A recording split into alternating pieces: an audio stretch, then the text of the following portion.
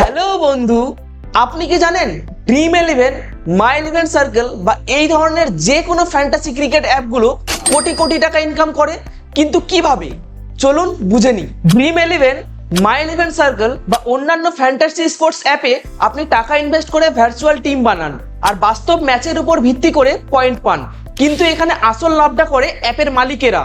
তারা ইনকাম করে অনেকভাবে। প্রথমত, আপনি যখন কিছু পরিমাণ টাকা এন্ট্রি ফি দিয়ে কোনো কন্টেস্টে অংশ নেন, তার 15 থেকে 20% টাকা অ্যাপ নিজের কাছেই রেখে দেয়। এটাকেই বলে কমিশন। দ্বিতীয়ত, অ্যাপের মধ্যে দেখানো বিভিন্ন বিজ্ঞাপন থেকেও লাখ লাখ টাকা আয় করে।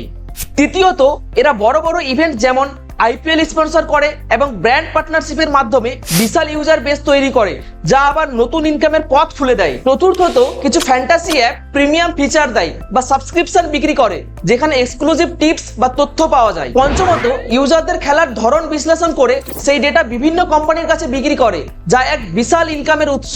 এখন বলুন, আপনার কি মনে হয় এই অ্যাপগুলোতে খেলে আসলেই লাভ হয় নাকি এসব কেবল ফাঁদ?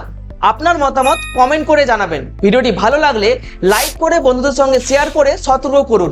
আর হ্যাঁ, এই চ্যানেলটি সাবস্ক্রাইব করে আমাদের সঙ্গে থাকুন।